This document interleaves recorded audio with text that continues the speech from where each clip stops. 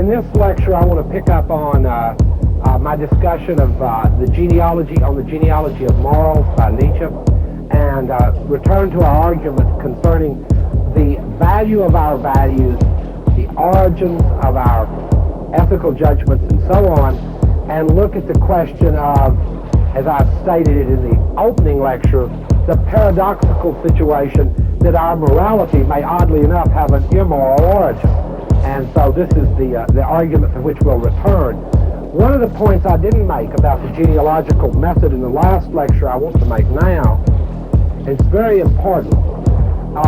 When we look genealogically at the Greeks as a type, or Christianity, Nietzsche uses a kind of typology where we don't look for who speaks in a document, but for, as it were, what motivates the speaker behind the document. So the hermeneutic question of who's the speaker and is he honest isn't really what Nietzsche wants, but to see what kind of type would say something like that. See, the standard philosophical approach to a text would be to look at the propositions and then to determine if the argument is valid, sound, and then if the speaker is sincere, and so on. Nietzsche, rather than looking at that, looks at the question, what kind of person would make an argument like that? What type of person would evaluate like that, rather than to look at the evaluation? That's another way to look at genealogy. Rather than to look directly at the evaluation, you look at the kind, characteristic, or type that would make it. So when I make a remark about master morality, it's about a certain type that speaks in these various evaluatory words. Or about Christian morality, it's about the type, or what human type speaks in these texts. Okay? And again, that's a part of the suspicion of the method, of what it causes us to suspect. Well, we get on to some rather strong points. The account of, as I say, of Greek ideals is that they are active, noble. You notice these various valorizing terms, but also they are somewhat childlike and naive. These are terms that imply that there should be more sort of a mendacious spirit in human beings. More malice wouldn't be bad here. In fact, throughout the text of Nietzsche, there's something like, and I don't want to trivialize it, but there's something like what Mick Jagger called sympathy for the devil. That all really dialectical and intelligent human beings will have a sense for evil and some sympathy for the devil. Or they will be just a little stifled and boring. I think that's not wrong. Just a little sympathy for the devil won't hurt. In any case, let me look at a famous argument. Back here it is.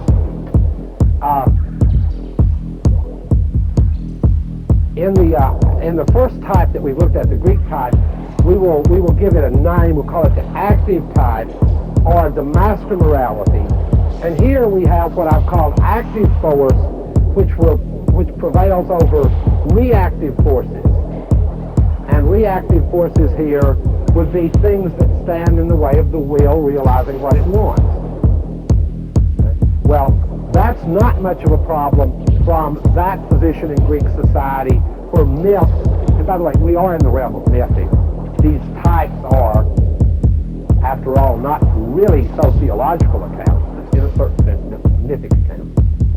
In a certain, if you put enough weight on myth, and I want to put a heavy weight on that term. But anyway, this is the active type. One of the faculties that the active type is noted for is the ability to forget. And this is again part of Nietzsche's ongoing polemic with what might be called mere historicism, people who just wander idly through the relics of the past in search of a cultural treasure or whatever. In other words, for Nietzsche, the active person is willing to forget. And he contrasts that with memory, which you need in Christianity in order for the redemption story, for example, to make sense. You need to remember the sufferings of the martyrs. Remember. Memory plays an entirely different role for the master morality, the way Nietzsche puts it, they're strong enough to forget. So if insulted and you hit the master in the face, he hits you back, and that way he honors you, and then he forgets it, see? Because, first of all, if he turns the other cheek, he shames you by saying, well, you're not, good enough to even fight with me. Rather, you hit him, he hits you back, and you both forget it. It's the West Texas version of master morality. He hits you, you hit him, and then you've treated each other with dignity, you forget it, and then you forget it. But you don't turn the other cheek and then remember it. Invasion. Ah, yes, you hurt me now, but later. There's the secret that will come in with Christianity. The but later. Now, I want to make this, start with the typology, and then to read a brief portion of the genealogy where Nietzsche thinks he's uncovered, as it were, a text that's at the very heart of Christian morality for Nietzsche in this typological sense. The Christian type, Nietzsche says, is reactive. He calls it a slave morality. And in this type of morality, reactive forces prevail over the active ones.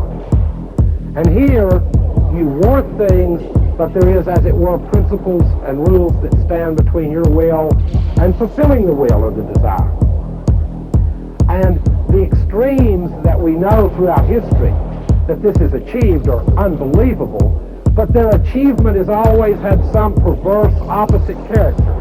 And I'll try to use just one example here. And that's the monk who is going to think about the pleasures of the flesh no more. So the monk sleeps naked under a cloth that's rough, and as he denies that part of being human, of being a biological animal, as he denies it, does his body become less or more eroticized, I wonder? After years of sleeping under this rough blanket naked and denying the flesh, oddly enough, what comes in precisely is a new, sublime, and elevated form of the erotic. Everything is eroticized about the blanket and the body of the monk.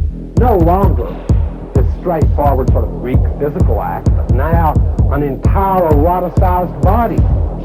I mean, try to explain that the Victorian era produces novels like Wuthering Heights. I mean, the point is this, the denial of that power in reactive power doesn't mean that people really just say no and things become de-eroticized. No, Christianity perversely eroticizes the world in a brand new way. And in Wuthering Heights, I mean, the moment that you sin was the moment of sort of that Nietzsche thought was interesting about Christianity. Was that to break through and to sin gave a whole new dimension for him to human interest. It made the human being a more interesting species, sin did. Before that, we looked a lot like primates doing that, and afterwards it becomes this act filled with meaning across a whole array of subtle glances. With all this may be gone now, right? It's just stuff. You meet them all, same old thing as the Greeks, maybe, who the hell knows, or less. But during the Victorian era, you can imagine that a glance, a touch, a glove. You read Kierkegaard on The Diary of a Seducer, and even though it's all the book is about him just thinking about it, and not even mentioning anything, the least bit, pornographic, it's just, my God, you can't get that involved over one look, can you? And yes, okay. But perversely, it was this morality that, as it were, pushed those active release of those normal human powers into this reactive mode, so that they had to be worked out in devious and roundabout ways that did not de-eroticize humans, but eroticized us in a new way. And then, of course, made us had to lie about it. And then to take those lies inward in the form of guilt, where, oddly enough, the weak revenged themselves upon the strong, again, in Nietzsche's terminology, this way. You are, for example, under the master morality, you want something, but you really are just not up to getting it. So in the Greek scheme, you just don't get it because, and for the simple reason, you weren't up to it, you couldn't handle it, you couldn't do it. Now the Christian will take that same inability and turn it against the active type and use it as a reproach. But the things they can't do, their limitations, become virtues. Now they're virtuous because their limitations, their faults, their inabilities to reactive type, who previously was valued highly, who goes ahead and acts out, is considered immoral, and even worse, turns the punishment inward in the form of guilt, because the morality is general. I did what I wanted. Oh, I feel awful about it. And Nietzsche finds that mendacious and perverse. I did what I wanted to do. God, I feel terrible. I did what I was inclined to do. Oh, I feel awful. Well, see, for the Greeks, that's the way that Nietzsche presents them, that's unthinkable. You can't imagine Odysseus later going, oh, God, I blinded a god, I feel terrible. No, his eye knocked it out. Wow, let me tell you a story about it. But no, that would be too straightforward for what happens after Christianity, where reactive powers make the world a more subtle place, more erotic. In fact, open up whole new fields of interpretation. In fact, it's interesting to note that the first thing that the devil does in the Bible is to teach Eve to interpret. God's given a rather straightforward command. Milton makes a lot of it. God said, don't eat anything off that tree. It's a myth. You all know this is a myth, so chill out. Don't eat anything off that tree. Well, what does the serpent say? Well, maybe God's testing you.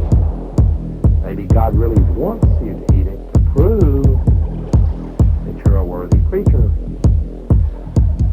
So you start thinking, well, maybe that's it after all then. Let me think and interpret this. And so it's with the devil that interpretation is born within the inside of the text of the Bible itself. The devil says, interpret. Think, interpret. Don't just listen to that. I mean, of course, that could mean more than one thing. Well, of course, so could everything else. Anyway, now, the Christian morality then, when Nietzsche says it turns itself against life, there's one level in which I want you to understand this where I think it's just pretty obvious. Sort of flat-footed critique. At least the kind of Christianity I was brought up around the Baptist church, and I don't think it's not consonant with most varieties. Things like thinking critically,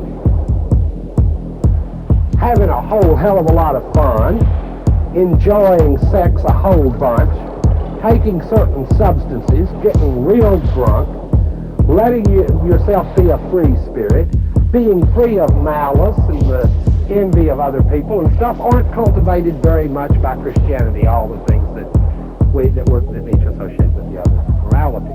Now, admittedly, the Greek way of doing this is too straightforward, too childlike, and certainly not nearly as interesting as things will be later in his view or in mine either.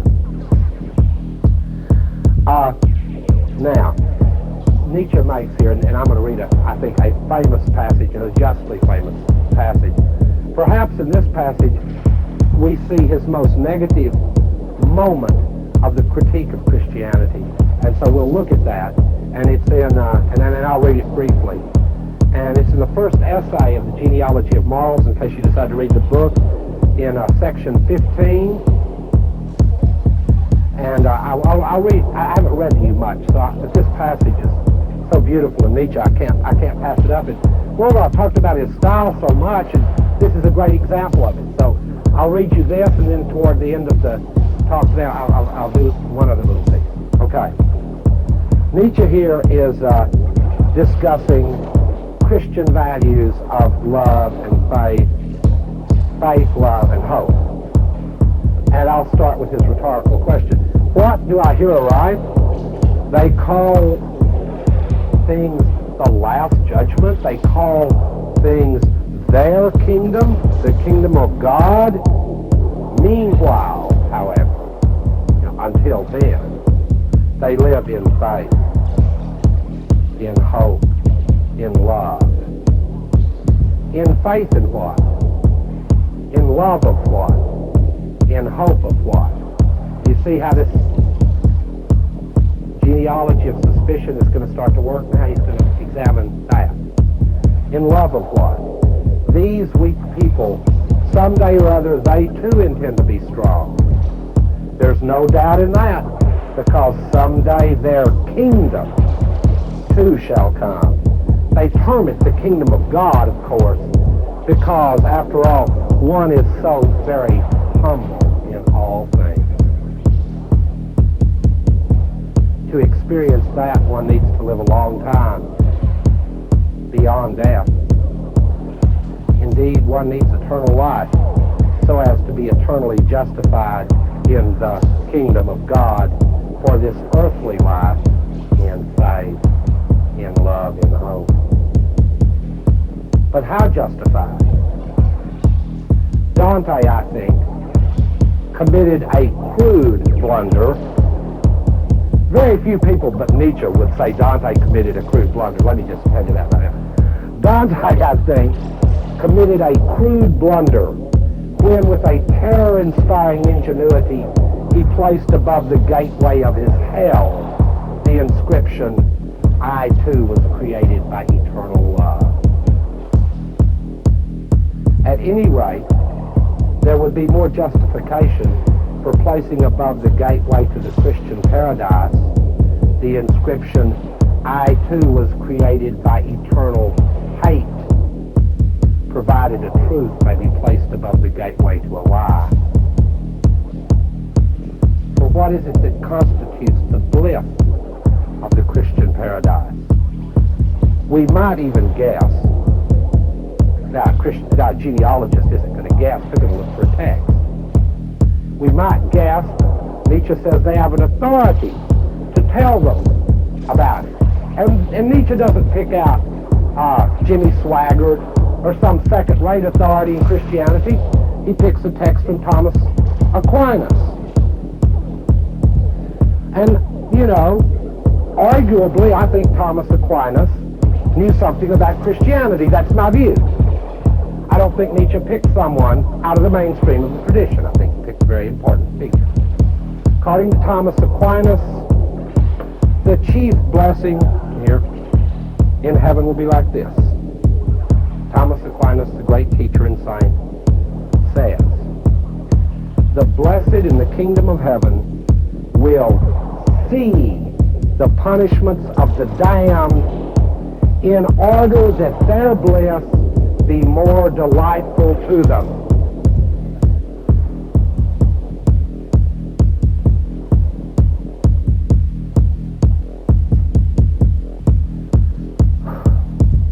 In place of the Greek athletes, we have martyrs. Surely you understand that this is drenched in more blood than the simple Greeks could ever bring. I mean, the trick of genealogy is not to see that as an argument, but to make it raise a whole host of suspicions in your mind about people who want to be nice, be good, be kind, love, cherish you. You've got to suspect that area of discord. And this kind of genealogical argument, and I just gave you what I take to be a powerful sample of it, is supposed to make you ask this question. Isn't that kind of love a mask for a kind of hate? Isn't that kind of faith a mask of a kind of power?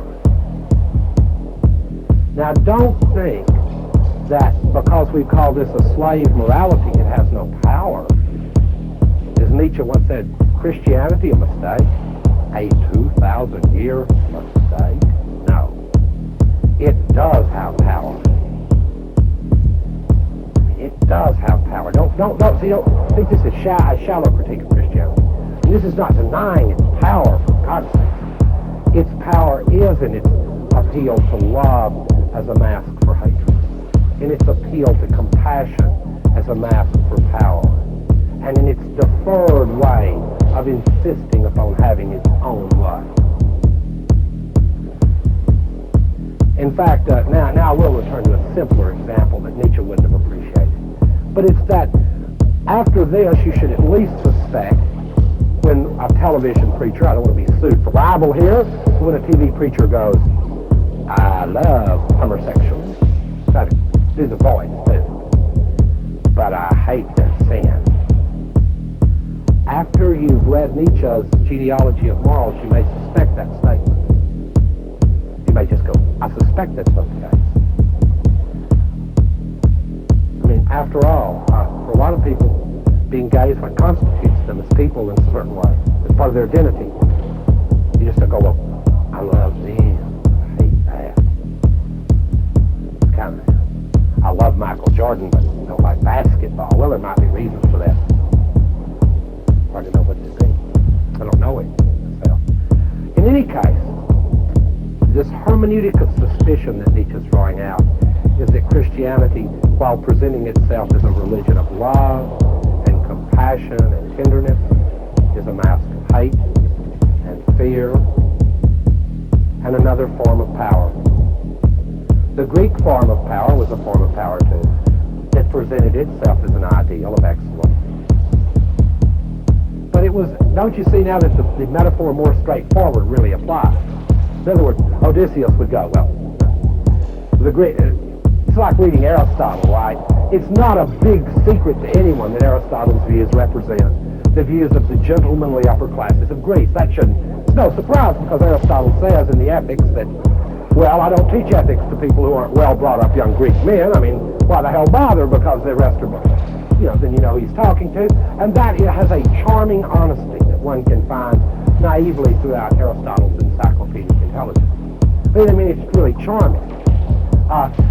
This, on the other hand, is a form of power that is subtle, hardened, very interesting. Now, the possibility, however, looms in this scheme that the triumph of these reactive forces will, as it were, overdo the job. Do you follow me?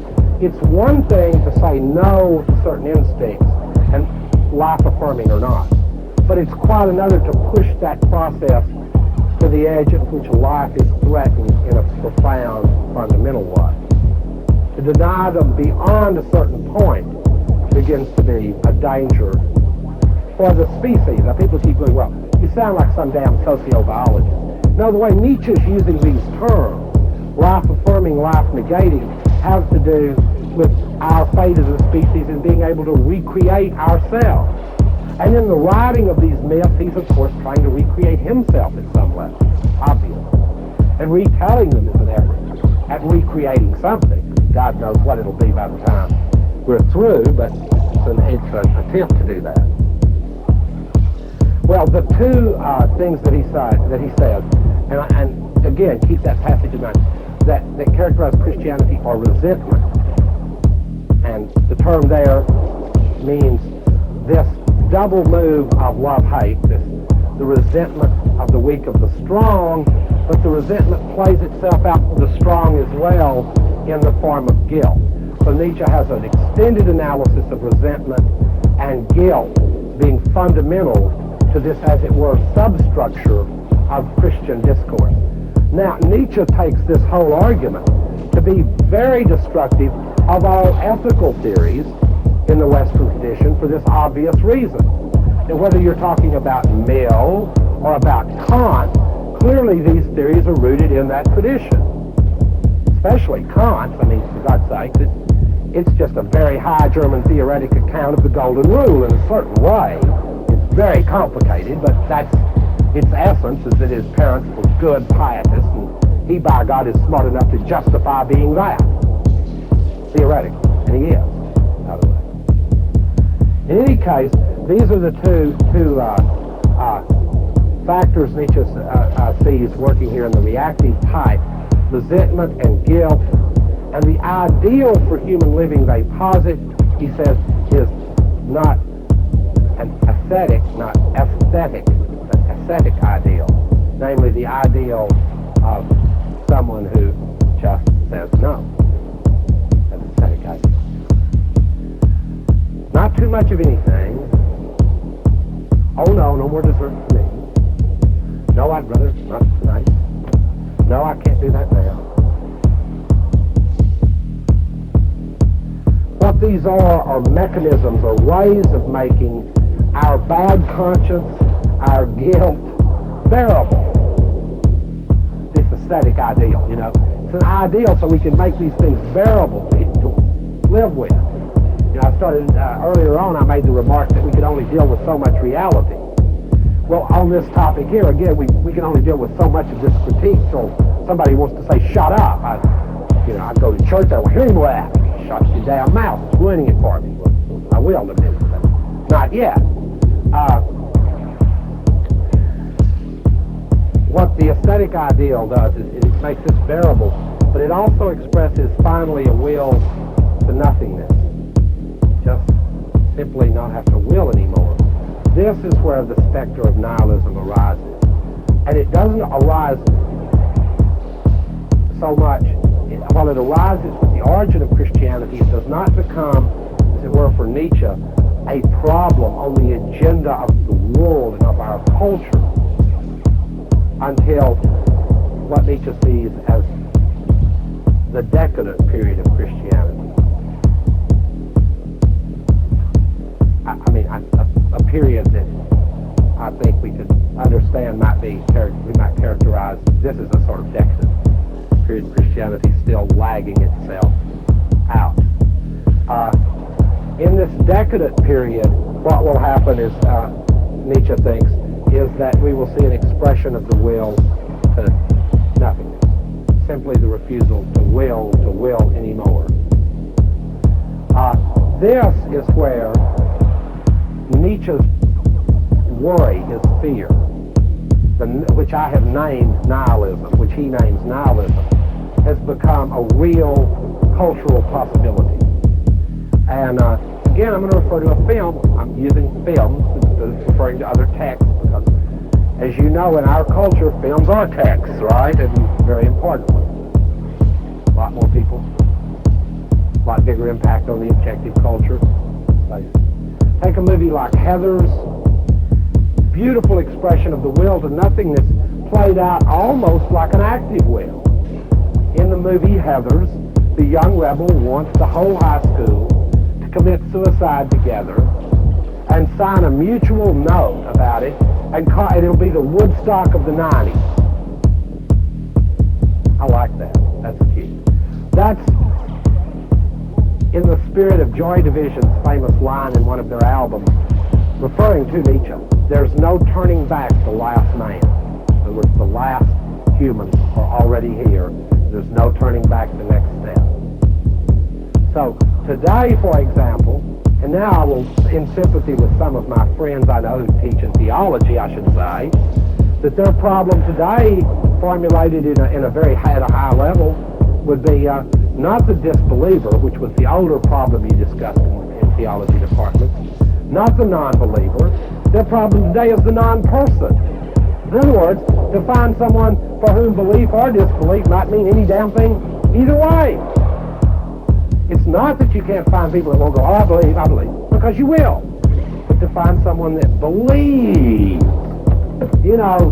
believes, like Kierkegaard believed or St. Paul believed, really believes. So their problem isn't finding some silly, tricky little argument, but finding some human being somewhere to make it to.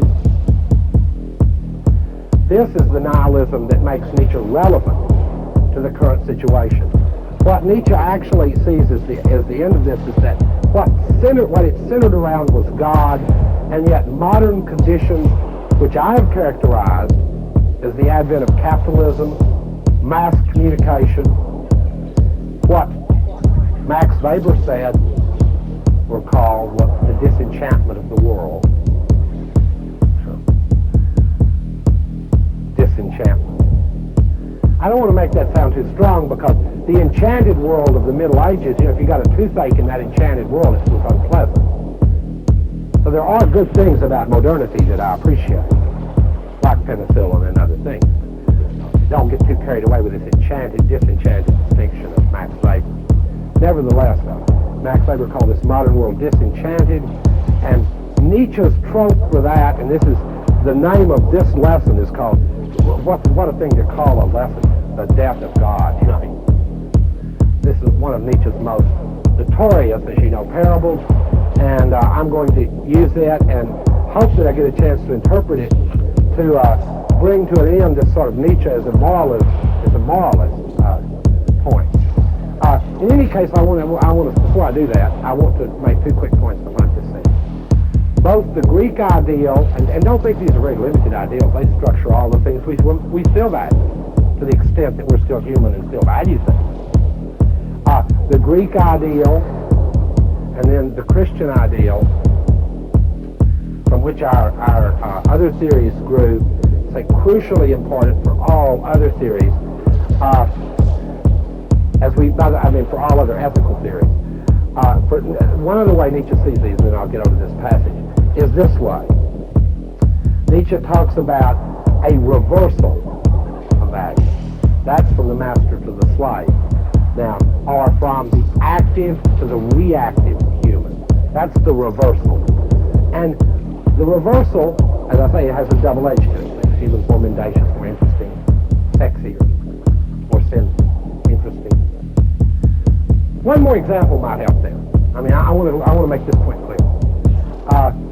Augustine's Confessions. I don't know how many of you have read this, but Augustine's Confessions are magnificent, and I think it's a wonderful book.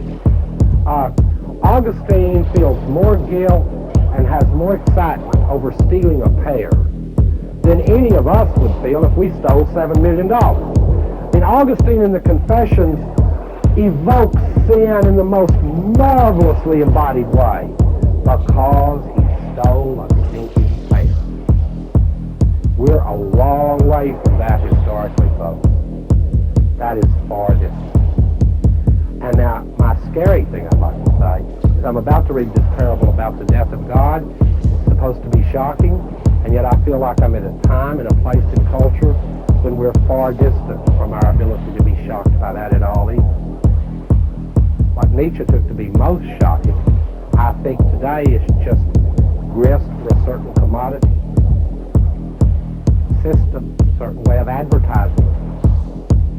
Today, world spirit may very well be just advertising. Nevertheless, let me give you the famous parable, Nietzsche's Death of God parable, and I'll use it to bring this kind of suspicion to an end, because with the death of God we have in Nietzsche, and it's going to take a long time to explain it. I'll do that in the next lecture. We'll talk more about this parable. We could have spent 8 hours interpreting just the parable. First of all, a parable called the death of God can't be atheism, right? Because to the bourgeois atheist, it makes no sense to say God died, because there wasn't one, so he couldn't have died. So that doesn't make sense. The death of God is about the drying up of a horizon of meaning and of a whole form of human life, and about Nietzsche's both fear and exhilaration at what might come next. And we still, to a large extent, live in the interregnum between worlds, if you will, or between paradigms.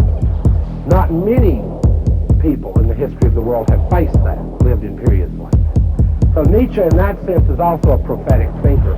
So I'll share with you, just so you can scandalize your friends, hell, if nothing else, Nietzsche's famous parable, and it's from the Gay Science. The one I want to share with you is the parable from the Gay Science called The Madman, naturally. And as a madman myself, sometimes a professional madman, I enjoy this passage a lot.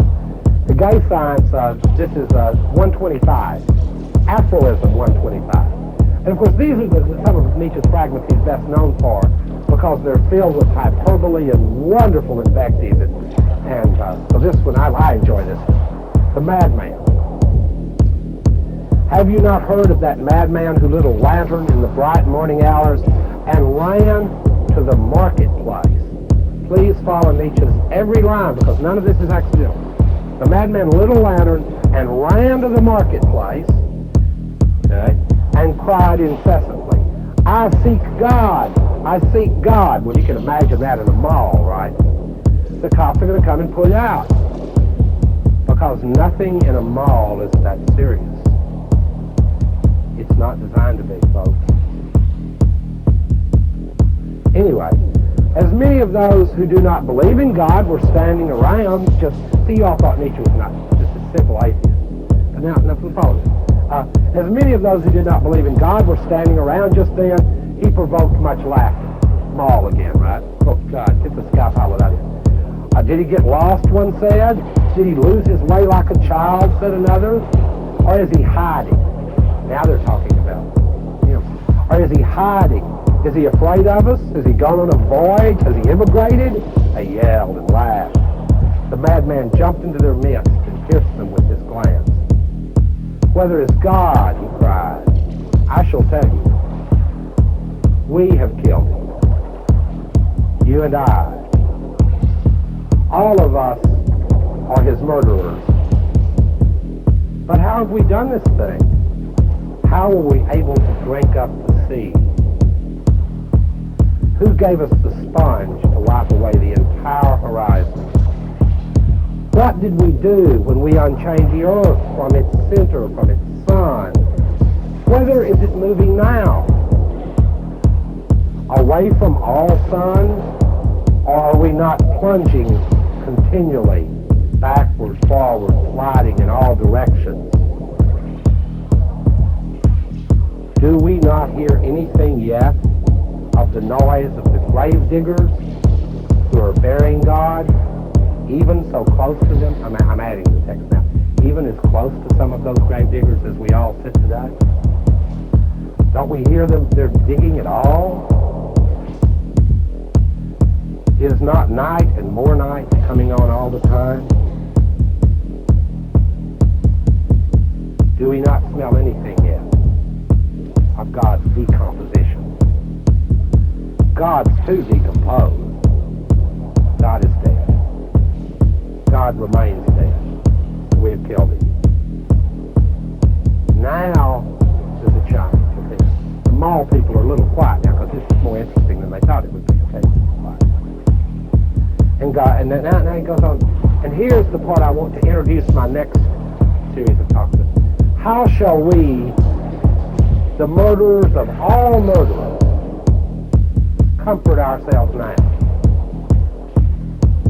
What was holiest that the world has yet known has bled to death under our knives, and who can wipe the blood off of us? What water is there that can clean us now? What festivals of atonement, what sacred games shall we have to invent? What new myths, what new ways to live shall we have to invent? Is not the greatness of our deeds still far too great for us? Must not we ourselves become gods simply to be worthy of it?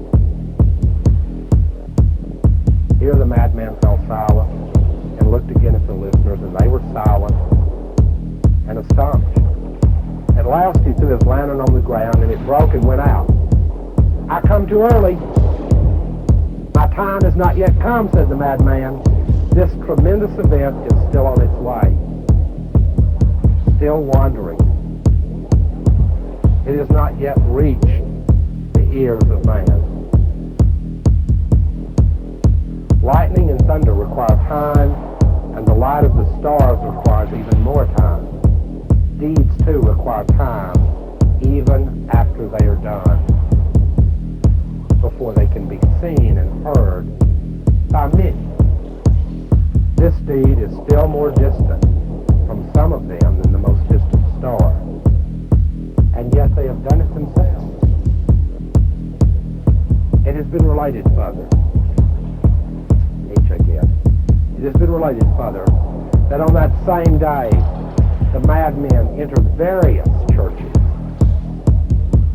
and there he sang his requiem to a dead God. Led out and called to account, he is said to have replied each time, what are these churches now, if not the sepulchres and the tombs of God? What are these churches now, if not the sepulchres and the tombs of God? Well, there's the famous death of God parable, or what it's worth or not worth. It takes a lot of interpreting, but it's very, for me, a very exciting and interesting, challenging, powerful, and serious moment. The philosophers are very seldom ever really serious. You can tell that from Socrates. And sometimes the best part about them, they're not too serious. And that's a very serious moment for Nietzsche. And it's also a moment that I think that I'd like to bring down to earth just a bit, because this is still a deep, quite distant promise, and it may take quite a bit of work to pull it closer. But it's really hard not to catch a sense for that. Coming from the university I come from, where we have one of the world's great cathedrals, Duke Chapel, and we have a beautiful stained glass painting of various saints, martyrs, apostles, Christ. But most important, and I want to return to Nietzsche's first line about the marketplace. Our madman went to the marketplace to tell the news, because it's in the marketplace where the news, in the new era of the world, in the new world order, the marketplace where the news needed to be spread. Okay? In any case, in Duke Chapel, beautiful chapel, and I mean it's the best imitation you can get from South Europe. Built in the 30s, 2030s, right? 2030s, something like that. In this chapel, you wander through, and for a moment, your sense of reverence is almost there. You almost can remember some of those feelings when you were very young, and you thought, just maybe that was right. But you wander off the edge of the chapel, and usually it's very cool in there, and they're playing Bach. It's just a nice place to go. Yeah. As you wander off, then there are the barons of tobacco. And all of the barons of tobacco, the Washington Duke family, all buried in state. Not cardinals, not saints, not martyrs, no Thomas Aquinas, no St. Thomas More, but George Washington Duke and his family, the buyers and sellers of America's first international commodity, tobacco. The fortune upon which that church is erected and to which it is dedicated. What is that magnificent church now but the tomb and the sepulcher of God? This always seemed to be a striking example from a local perspective. I mean, you need to visit the chapel if you come to Duke, and you're welcome to do so. I will bring up a few things from the genealogy again, but by the time we've reached this moment of the death of God, we already have a strange change in the discourse of Nietzsche's text, because now the challenge will be for me to present what I have only so far indicated, and it's indicated in the parable. What new games, new festivals can human beings, insofar as there is any life that remains, what could be invented now to make up for what has already been destroyed? And that's the challenge we'll have in the next classes, is to see, first, what does Nietzsche offer us by way of any new myth like that? And more importantly, what myths could we construct ourselves? What games? What holy festivals? What interesting books? Fascinating arguments? And new ways to live, other than the pathetic, tragic, stupid, banal array of ordinary, everyday, bourgeois, stinking life. Surely we can do better than that. Surely. So that's the project that we will head out on. Because we don't want to end with the thought that always seems to me ghastly, and especially after reading Nietzsche, that to imagine someone looking at your tombstone years from now says, Bill Riley, gives the dates. It's always comforting to visit graveyards. I like it. Sold tires. Now, I don't know if any of you sell tires, and I know people are driven to that in work, but still, that would be great salesman, wonderful friend, nice chum. To experience that horror may require some effort